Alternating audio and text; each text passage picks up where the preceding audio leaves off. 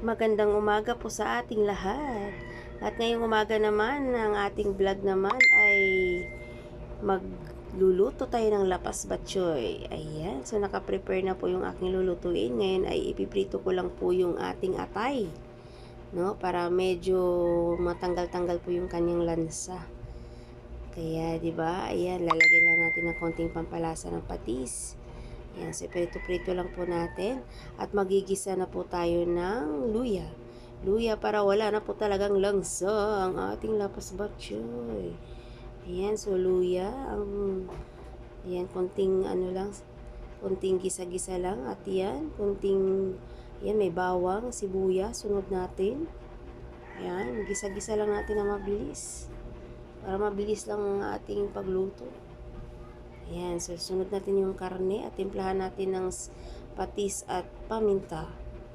Ayan, di ba? So paano ho ba kayo magluto ng lapas batchoy? Siyempre may kanya-kanya tayong diskarte kung paano tayo magluto. Ayan, so isang kutsa lang po natin. Ayan, isang kutsa lang po natin para lumabas yung mga katas. Masarap, maganda kasi pag isang kutsa mo ang mga karne. At ngayon, ita-transfer po natin sa kaldero para malagyan natin ng sabaw. At mapalambot ng mabuti. Ayan. So, pakukuluin lang po natin yan. No? Dagdagan pa natin ng konti kasi medyo kulang. Ayan. So, pakuluin na po natin yan. So, habang nag-aantay po tayo, ay maghihiwa tayo ng celery. Dahil wala po akong nabibiling kinchay, celery na lang natin ipinalit. At syempre, yung ating dahon ng sili. Naglalagay ba kayo ng dahon ng sili? Ayan. So, yan. Lagyan na natin ng konting pampakulay. Ayan. Pero naparami po yata. Ayan. Timplahan na po natin. At para matikman natin kung okay na ba. Ayan. Lalagyan mo na natin ng miswa, pampalapot. Ayan, diba? Tikman na po natin kung ayos na ba yung lasa. O medyo ayos na. O, lagyan na natin yung gulay. Mabilisang luto lang po, ano. Kung ganyan lang po ba kayo magluto, mabilisan. Kailangan kasi natin mabilisang luto lang. So, di ba, bago tayo umalis ng bahay, lagyan na natin ng yung dahon ng sili. Ayan. Tapos, titikman na po natin kung okay na. Ayan. Kasi isang kulo lang naman po yan. O, di ba, kumukulong-kulong na. Ngayon, patitikimin natin si Mister. Tuwang-tuwa siya, no? Ganyan lang po trabaho niyan tuwing umaga.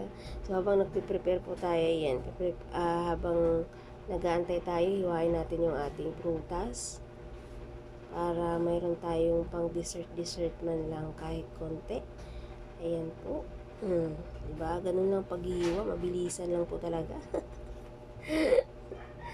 O, diba? Ganyan lang po, diba? Ang galing, no? Pag ganyan kaya talaga kumilos, no? Ganyan ba kayo kumilos, mga partner? Ayan. Mabilisan niya. Ngayon, dadala natin si Lola ng pagkain. Para pagising niya, may pagkain na siya. Ayan. Naka-prepare na, oh. So, kami naman, kakain na rin kami. Ayan.